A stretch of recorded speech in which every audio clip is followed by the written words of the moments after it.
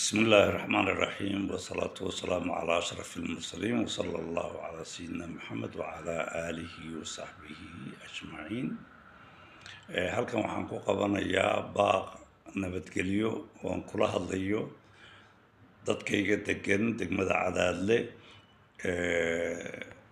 intaas isgaarsiisay ma noogu filan dhib in ka dambeeya inaan isgaarsiinin oo inaan arrinta durba la qaboojiyo oo dhulkuna uu leeyahay dadka biyuhuna way ka badan yihiin dadka wabigii baaba durdurahaye in durba arrintaas aad aqbashaan dawladda kala qabashadeeda oo aad nabad ku soo dabaashaan insha Allah ha noqoto.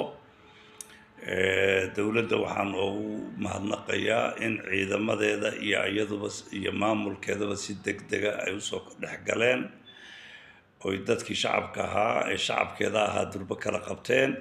wixii khasaare ah meesha ka dhacayna aad baan uga xunnahay.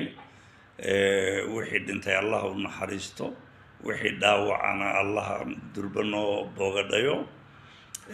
hadda kadibna si aan la isu dilin oo la isu dagaalin insha Allah tallaabo degdega odayaal iyo dawlad iskaashanaya in laga qaadan soo jeedinaya.